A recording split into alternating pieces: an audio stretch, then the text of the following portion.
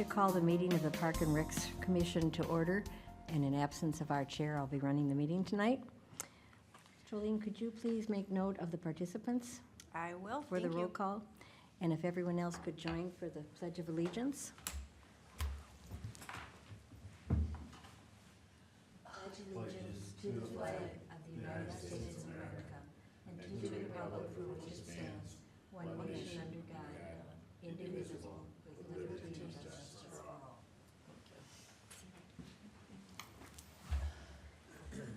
If everyone's had a chance to look at the agenda, could I have a motion to approve the agenda? So moved. Second? Second. All in favor? Aye. All opposed? And now we're down to the open forum. We have a couple people here, but Jolene, have anyone asked to speak tonight? I don't believe so. I think we've got our liaisons. Did you want to speak? I did actually, Oh. but we can do it when we talk about law later too. Okay, I think that's fine. And then this gentleman is here to speak on an agenda item and provide the commission with some information, so he will come up when Dave touches on that item. Okay. Then we'll move to the approve the meeting minutes that were sent out, if everyone had a chance to read them. They were quite lengthy. I'm looking for a motion to approve the minutes. So moved. I'll Is there second. a second? Okay, all in favor, say aye. Aye. Aye. And all opposed. Next on the agenda, we have Dave Adams, who will let us know about Let's Go Fishing, Recreation Opportunity Discussion. Good evening, everyone. Kyle kind of put all this stuff together, so I'm going to do my best to work through this for Kyle, at least on this one. I'm sure you read the staff report. Big part of the master plan for Parks and Rec was to get more community involvement or activities and stuff, especially around the lake. Mark, who's in attendance tonight, reached out to Kyle a little while back, and they have been talking back and forth of starting this partnership opportunity called Let's Go Fishing. I can go through a lot of this, but I think the best person to talk about this will be Mark. He runs this program. We have a video that you guys can watch, and I don't need to read back probably what you already read. So That'd be great. unless you have any specific questions for me, I kind of like to hand it over to Mark, and he can kind of go from there and play us a video, and you guys can ask him some questions.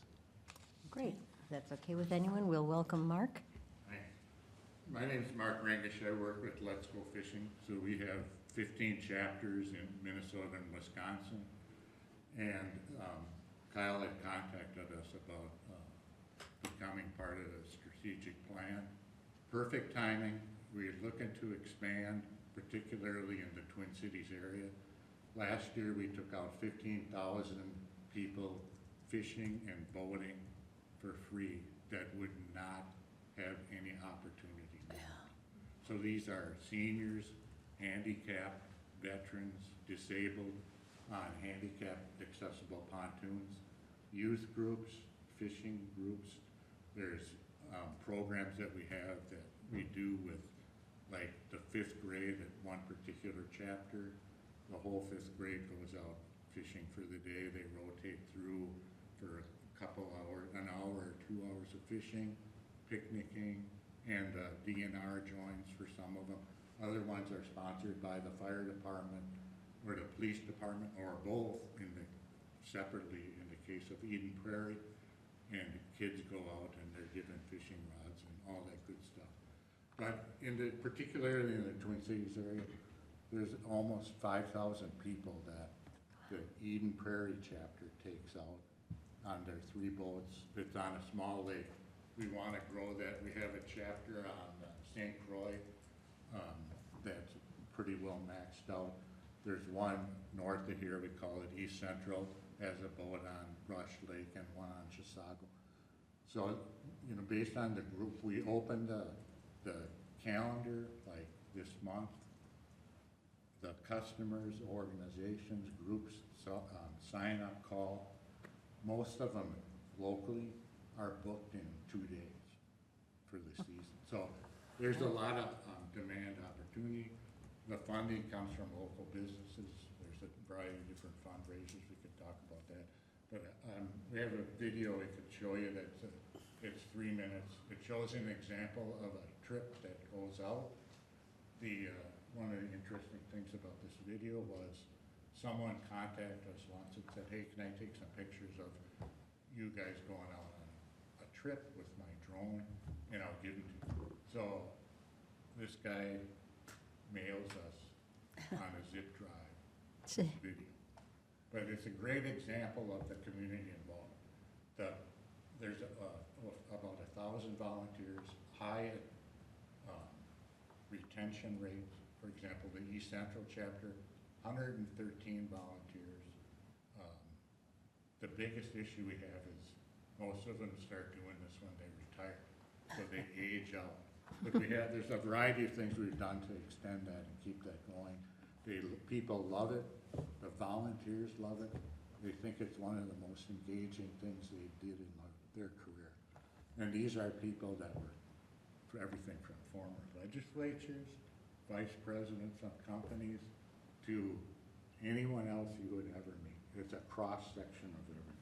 So let me just play this. Let's Go Fishing is a non-profit 501c3 corporation with over 20 chapters in Minnesota and Wisconsin. Our East Central Minnesota chapter, formerly the North Branch chapter, was established in 2004 by a group of especially dedicated volunteers. We have been taking seniors, veterans, youth, and disabled individuals out on our handicapped accessible pontoon for more than 14 years.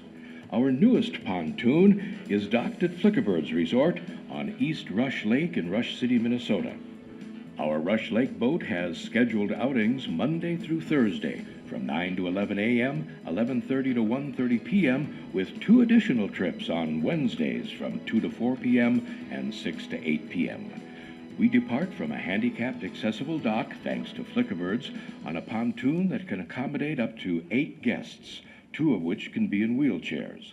Many of our guests are residents of nursing homes, assisted living residents, group homes, and individuals, both old and young, from the North Branch, Cambridge, Forest Lake, Chisago City, Rush City, Pine City, and areas beyond.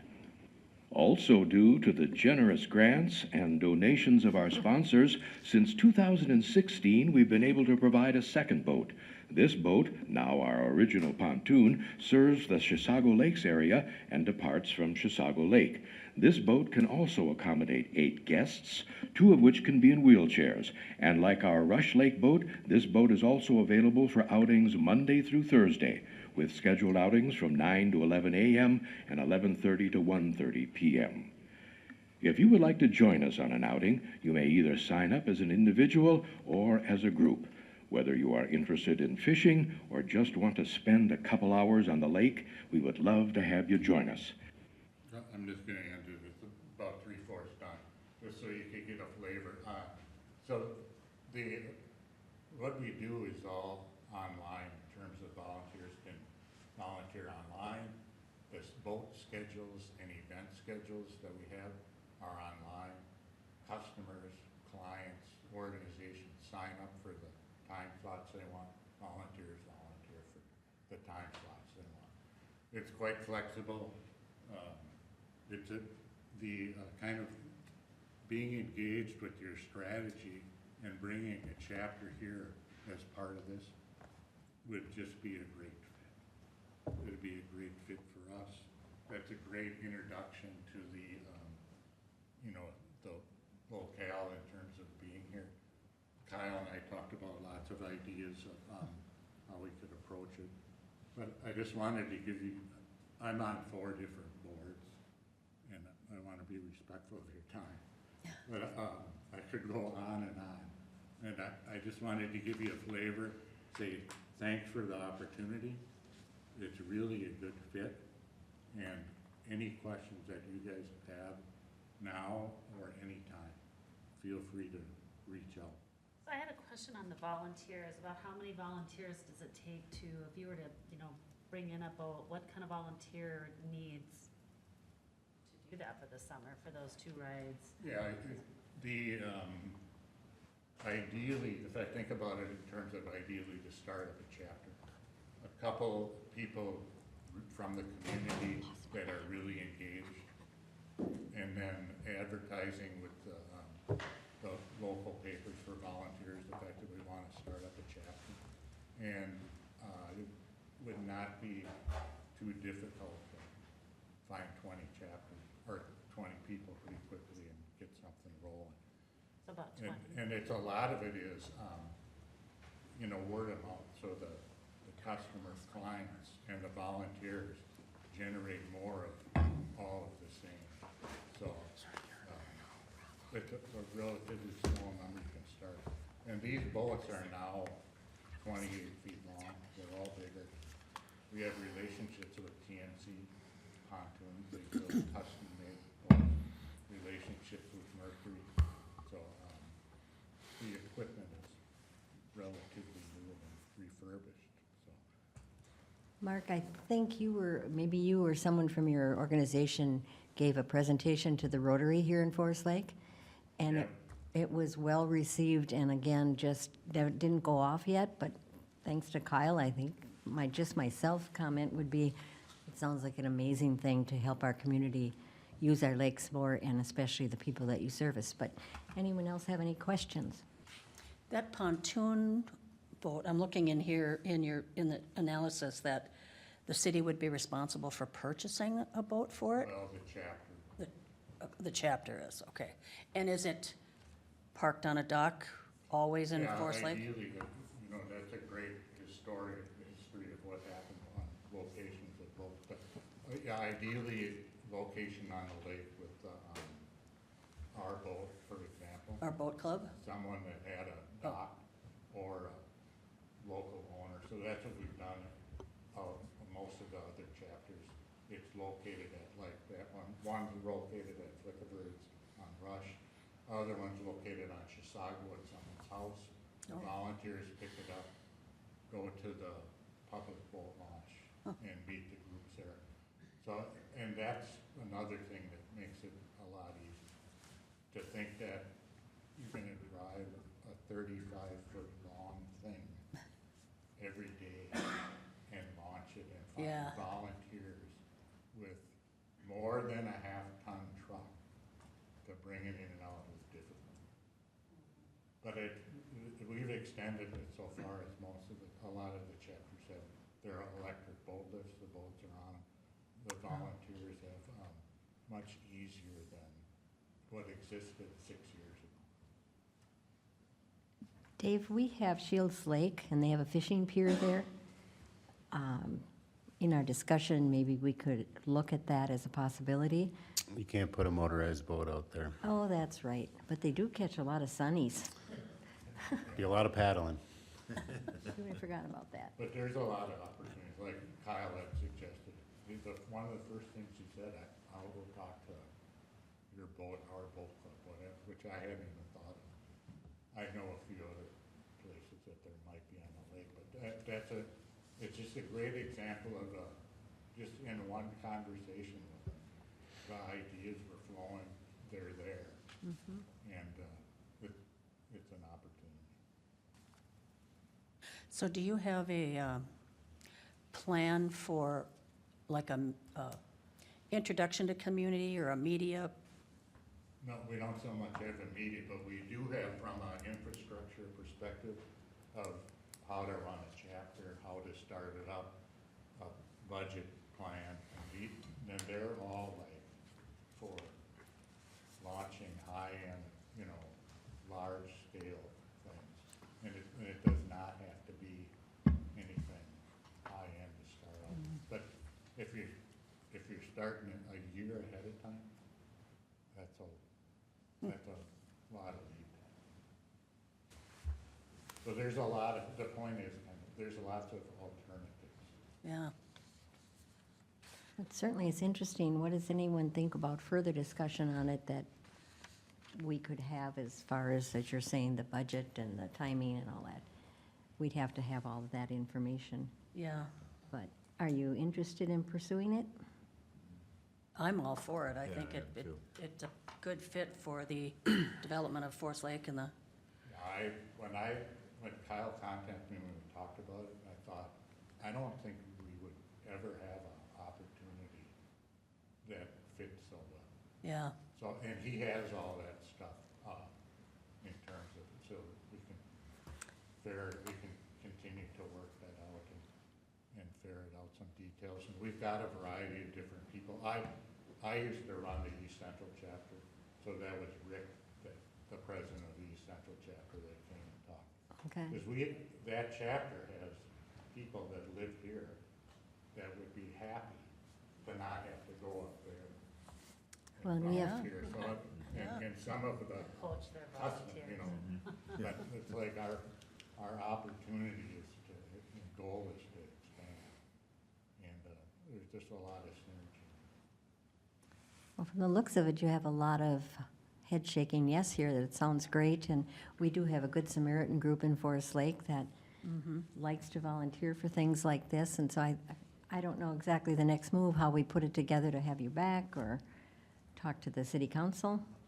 No, so our recommendation that is just to give us staff direction to continue this on, work on a better implementation plan to try to find sources of funding for that, you know, for a boat, for fishing tackle, for fuel, for all that stuff, to try to line up volunteers to kind of take that next step. We just didn't want to spend a bunch of time doing this and all of a sudden someone wants to donate a boat, but then the commission doesn't want to have anything to do with this. So I think we're just making sure everybody, the group as a whole or majority wants us to continue to pursue this before, just instead of wasting time, I guess. That's why I like it too. I mean, it's like,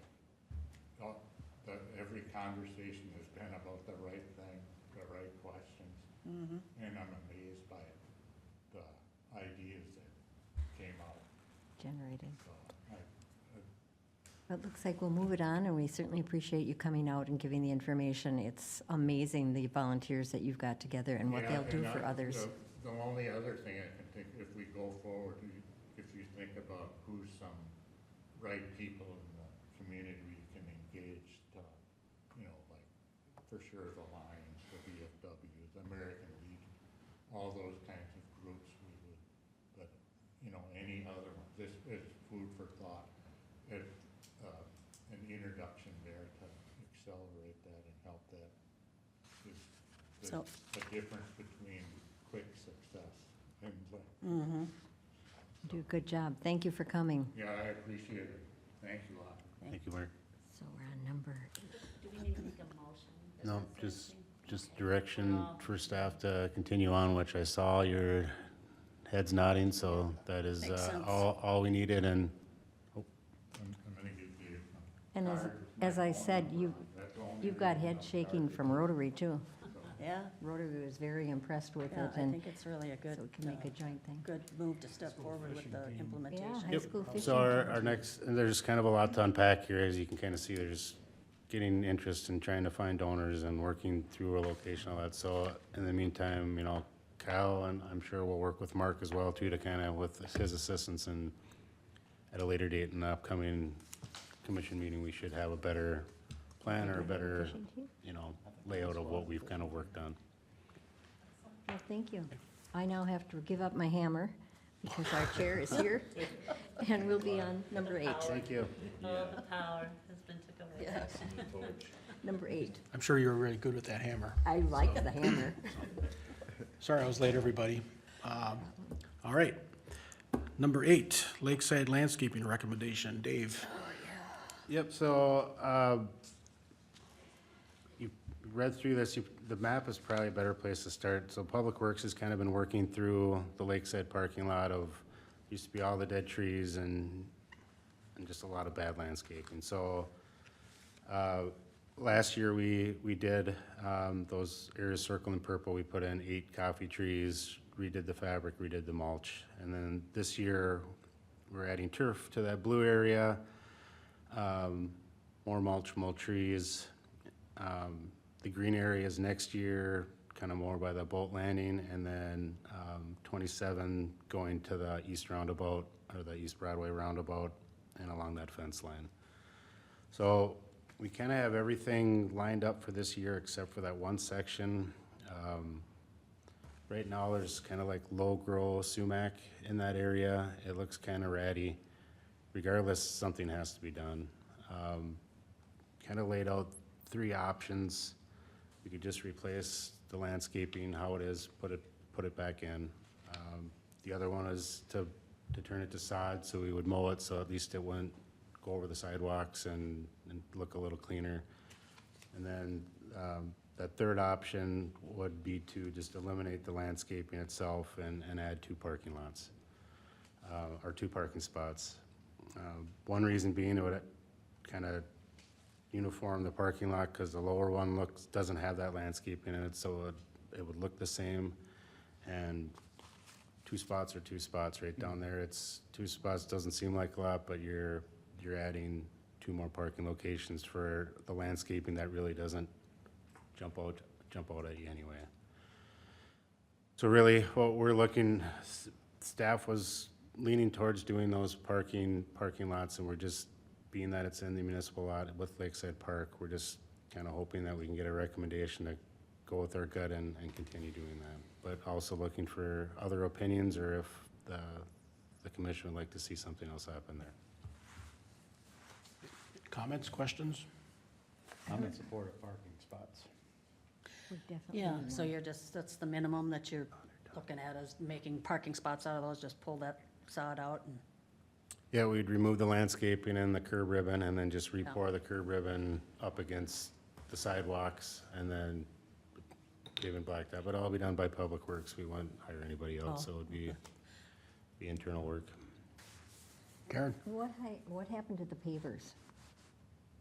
What was that? Been removed? I honestly have not been down there, but I know we talked, they were have. removed. Oh, down by where the ice heave was? Right. Yep, they were all, the city council voted to get rid of all the pavers and put blacktop in there as replacement. The master plan for the park redevelopment does not have that paver trail there anyway. My question is, did they save the pavers? 275 of them, the Okay. ones that were personalized. So we have them on a pallet, and then once we get seasonal staff and it quits raining and we can catch up on mowing, we'll find spots where the pavers still exist, of empty ones, and put them back in.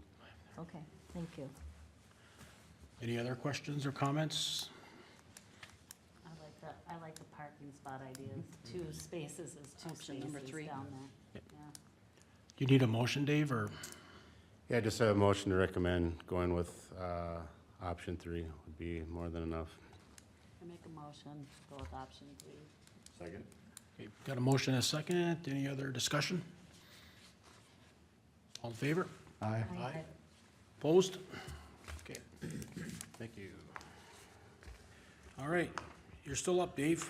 Just like it says baseball softball, so that's appropriate. You're up to bat. Yeah, off the bat. Good one. Cindy, would you like to speak after I kind of give? Okay. So, kind of a lot of history here at Fenway Fields. For a long time, FLA pretty much took care of all the maintenance out there. They did the mowing, the irrigation, the dirt, chalking, pretty much the whole thing. And slowly, last 5 to 10 years, the city has been taking some of that back. So it started with, we took the irrigation back, did a bunch of repairs and got that running.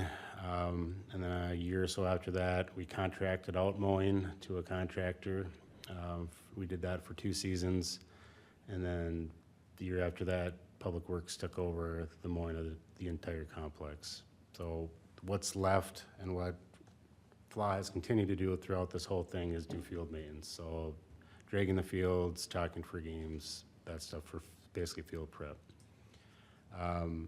They reached out to Kyle and said they would really prefer not to be doing that dirt work going forward in 2026, which leaves us in a situation where we need to figure out how that is done. So there's basically 3 options. The Public Works can take that on, be hiring staff and buying equipment to do that. There's an option of contracting that out, to a third party to do that work. There are third parties that do that kind of work. Or just local entities that will provide it, maybe the school district or something where there's shared service or a paying them to do that. So there's money involved in all three of those options. And there's pros and cons to all those options. You know, if it's in-house with Public Works, you have an eye on what you're doing, but then you're adding staff. If you contract it out, you can write a check, but then you're not paying attention to what's out there. And then a local entity, at one point, there was a shared service, right, where we have a lot of equipment to mow, they have a lot of equipment to do field prep. Maybe there's a opportunity there where you could split services. None of this we haven't reached out to private contractors, we haven't had discussions with the school, and we haven't approached city council about needing to hire staff and buying equipment. So really what Kyle and I are looking for is some type of direction of, if you want us to explore all of them, if there's one absolutely we don't want to look at, or if there's one for sure we want to look at. That's my spiel, and I don't know if Cindy would like to add on to that or comment, or if I've hit it on the mark about what I said.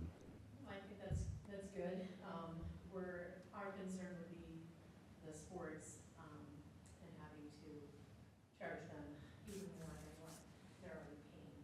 So that would be, you know, we're doing the work, this year, and just kind of keeping tabs on, really closely the finances, making sure that the sports are accurately reflecting when they're actually using the fields, like obviously yesterday and today canceled. It's a little wet out there. So we're just trying to figure out exactly, you know, what that would look like. I mean, we kind of play about the same number of games every year and that kind of stuff. So, you know, obviously that's our concern, would be making sure that it's a fair price. If, you know, we've got to double their costs, that's not going to be great for people in town. But we've been working with Kyle and just exploring a lot of different opportunities or different options in the time being. So kind of our year of experience. Karen, you have a question? I do. The third option is the one that I think makes more sense for everybody on both sides. But I'm always concerned about Fla's opinion on things. The school does have the opportunity and the know-how. You know, you hire people to come in part-time, they don't really have the know-how again. I think we ran into that a while back where it wasn't done properly, and not by the school, but by a third party. So again, I'd have to hear more about what you think, because didn't the school and the city have kind of a shared vision? I mean, we work closely with the school, because we use their fields as well. Yeah, it would seem to be. Cindy, because this is televised, would you step up to the microphone? 'Cause otherwise, sorry. That's okay. Cindy, do you want to, I had the mic kind of angled, do you want to just, thank you. It's my favorite. Okay. Thank you. So what happened to that? It's not being done that way now? Fla's taken it over completely? No, FLA has always managed the fields, take care of the trash Right. and the dirt and chalk it for the games and that kind of stuff. But, you know, that was kind of Al Haugie's, his baby, I guess, if you want to say it like that. And it's just increasingly more, you know, he had the opportunity to go out there during the day and take care of all that. And it's just, we don't have someone who can do that on a regular basis. So Greg got nominated this year to kind of oversee Good job. Good job, Greg. to oversee the youngsters who are doing the actual work.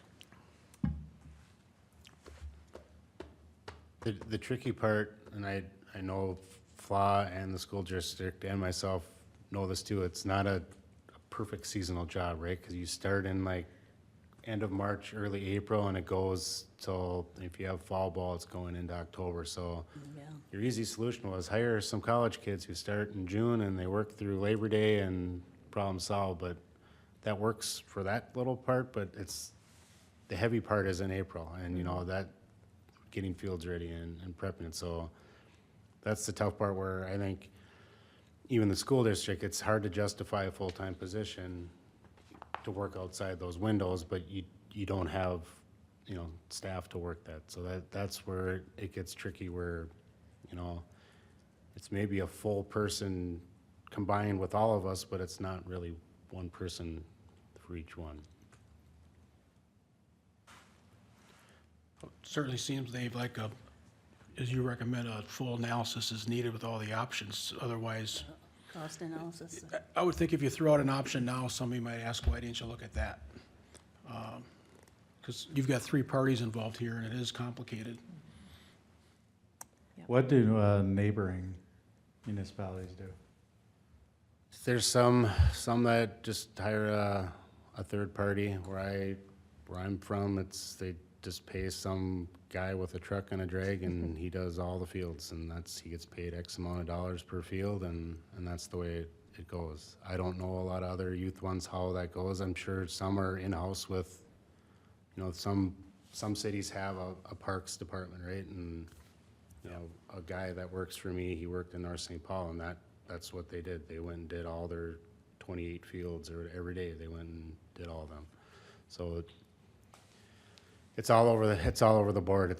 It'll come down to staffing, and a lot of it's, what did you always do? Just kind of like this. FLA has always done this, right? And now there's going to be a change, and, you know, I agree with Commissioner. It's probably worth looking at all 3 of them. And the good thing is it's May of '25, and they have already let us know that they really don't want to do this in '26.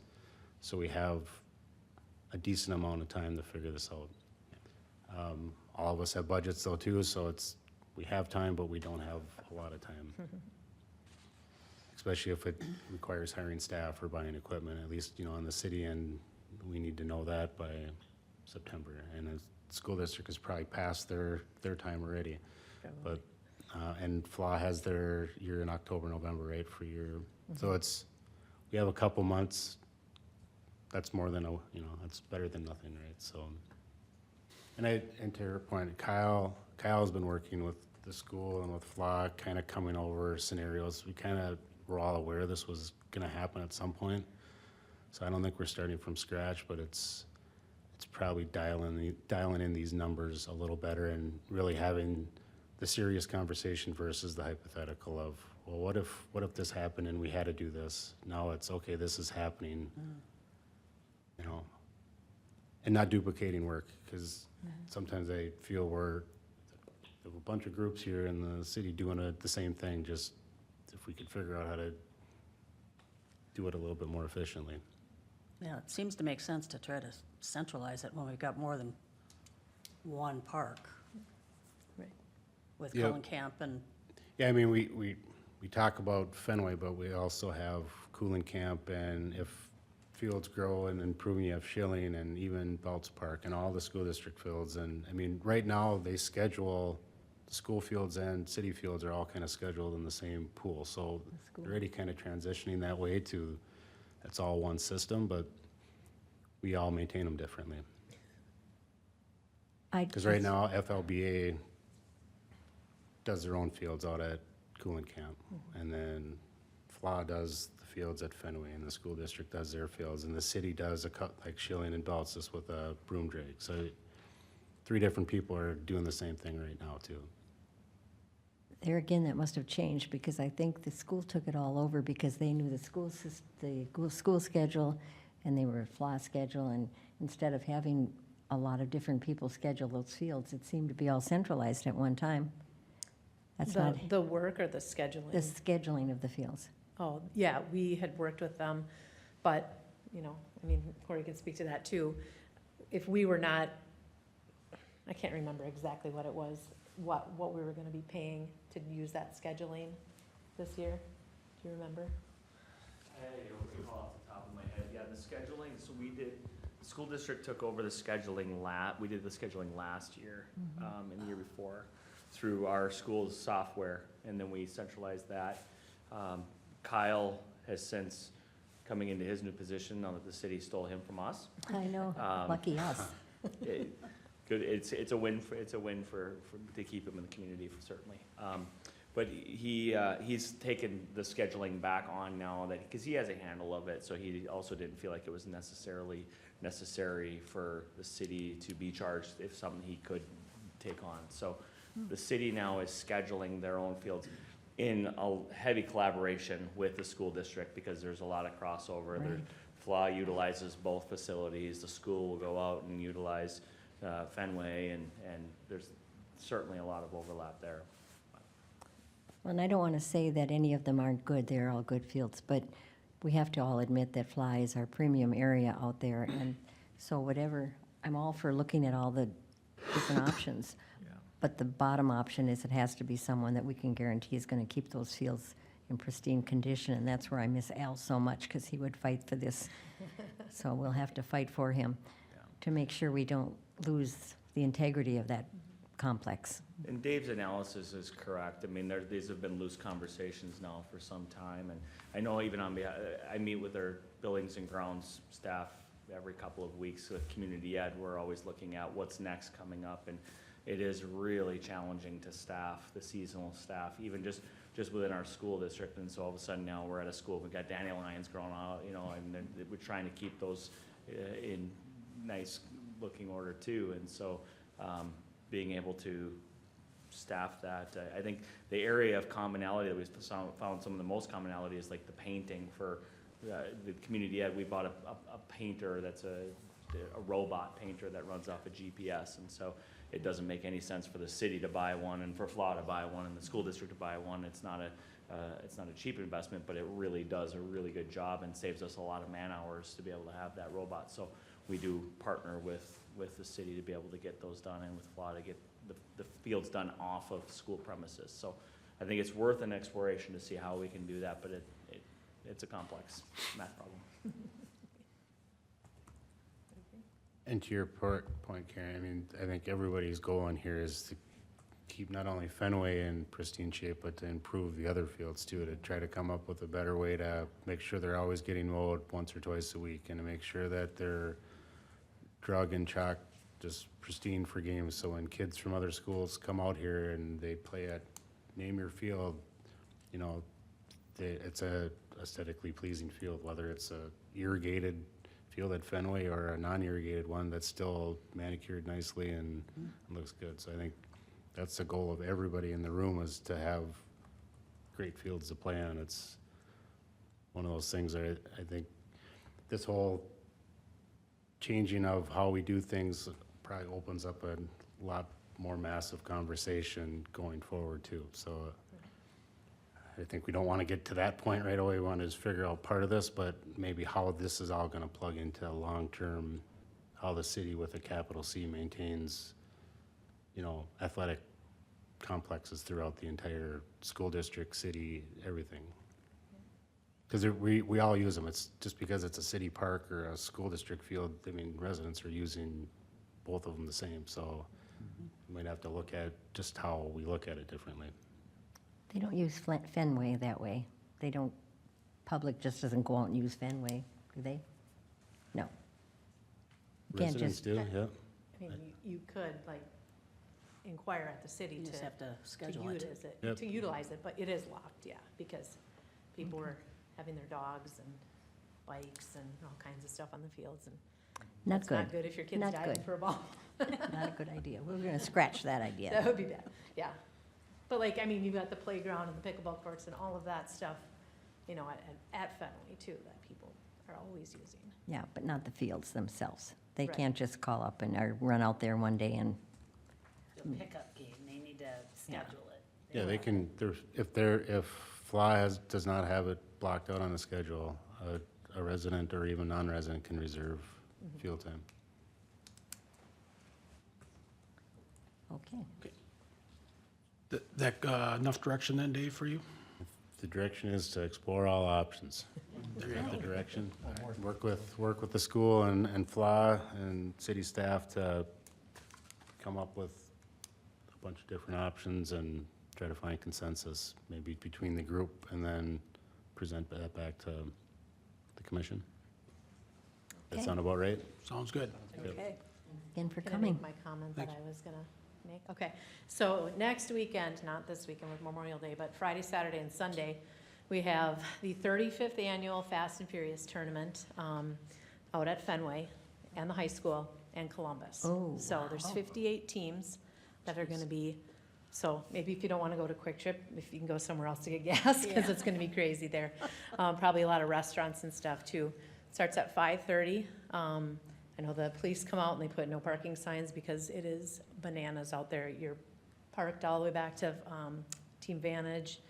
I don't think you can park on Fenway, actual Fenway Avenue, right? You can't park out there, but Not it- supposed to. people try to find very creative places to park. The hockey arena is being used at that time too for their stuff, and they get mad when we have all these people out there. But it's a great tournament, really well run, but 58 teams are coming to our community. I mean, some of them are our fast pitch teams, but a lot of them are not. So we try to put on a great tournament.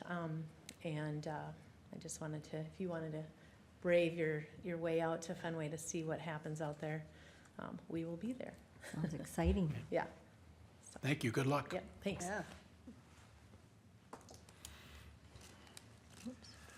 Staff updates. Got a bunch of them from Kyle here. Memorial Day service coming up on Monday down at Lakeside Memorial Park. The program here is from 9 to 10 o'clock. Posting of colors, commander remarks, music, and rifle salutes. So if you'd like to attend that, that's from 9 to 10 on Memorial Day. We aren't going to meet until after the first Arts in the Park, so reminding everybody Arts in the Park starts on June 3rd. Kyle will be reaching out to the commissioners to invite them to come and sit with him at the tent, the city's tent, to experience Arts in the Park if you're interested. So look for an email from Kyle probably next week with that. And the only other update is Castlewood or Foursome will be here next week to give an update on Castlewood, give an overview of Castlewood.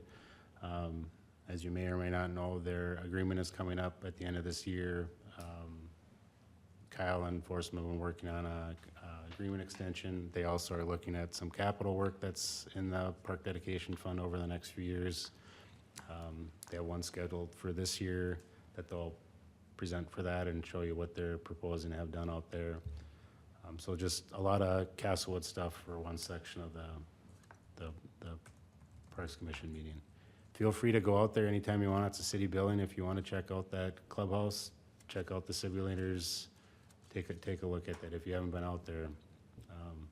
It's worth your time just to kind of see how that operation's going out there too.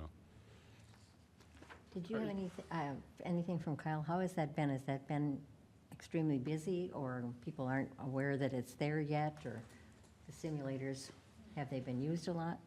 They've been used quite well.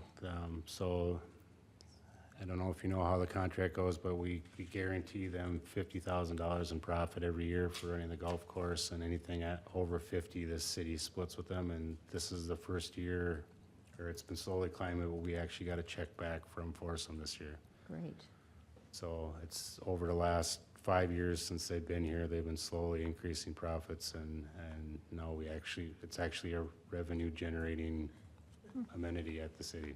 Nice space. Yeah. So it's a nice amenity. Dave, you said next week, is that next commission meeting at Castlewood will be here? Oh, yeah, sorry, next commission meeting. Okay. They'll All be right. here. All right. That's all I have. Okay. Parks and Commissioner updates. Anybody have an update or any items? No, just been No? anxious to see how Arts in the Park will all fan out. And did we get a copy of the entire list of performers? Because I don't remember ever seeing that, but then I'm old and I forget a lot. There's a post on Facebook that the city put out there. I shared it out there, but I don't think there's anything that's printed or anything. I can certainly email that out to the commission if you guys would like. I've kind of getting social media posts out there, so as you see them, if you could share them, that'd be great. just to help spread the word, but I'm happy to email that performer list out to the commission. Appreciate that. And then what was really helpful when you're out there, to have the city make just a small little paper that some of the commissioners and whoever wants to be out there, it's kind of nice to have them in your hand, and you can go talk to the people that are around there, and they love having that list. So they know when for sure they want to come or get a group together or whatever. Sure. So they've done that before, and I was hoping that maybe they could do that again. Yeah. Pass it along. Thank you.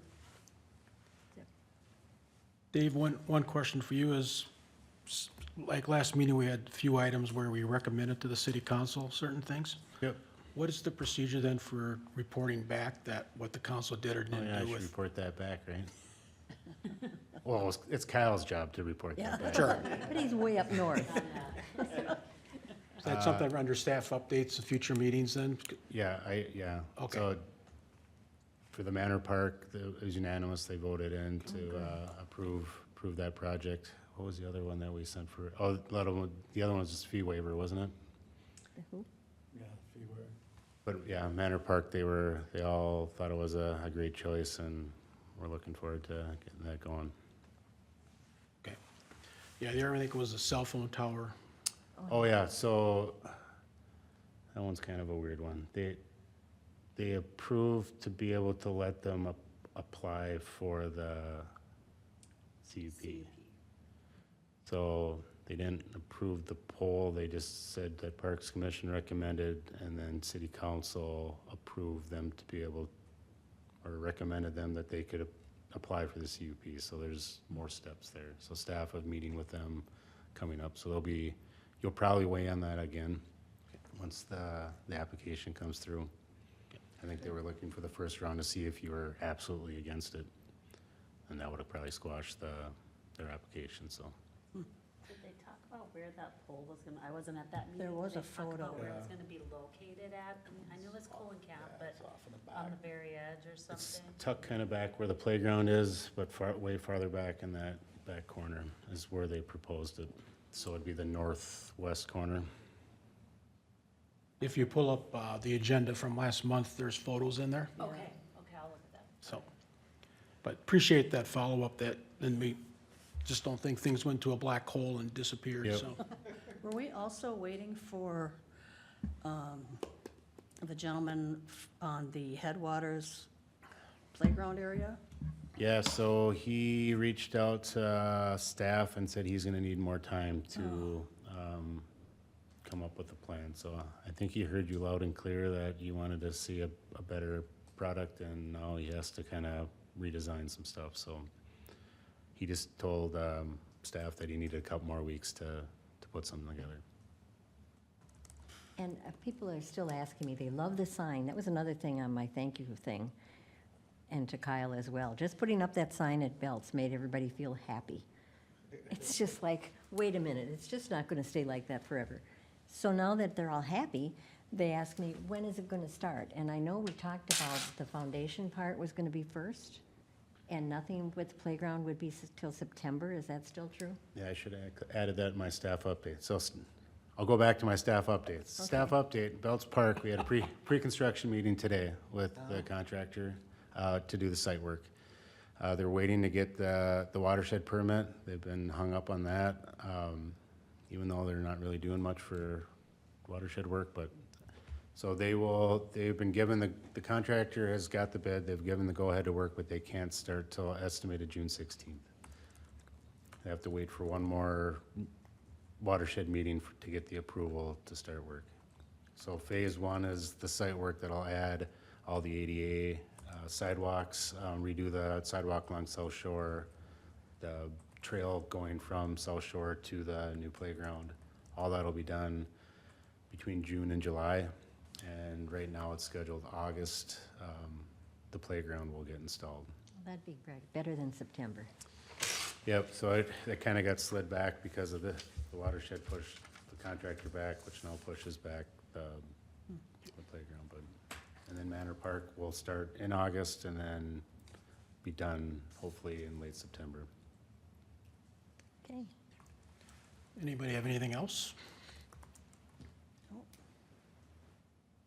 Once again, apologize, I was late here tonight, and thank you, Karen, for No, you didn't, taking the hammer. you didn't get fired though, so. You're back at it, I know. All right, how about a motion to adjourn then? So move. Motion and second, all in favor? Aye. Aye. Thanks, everyone.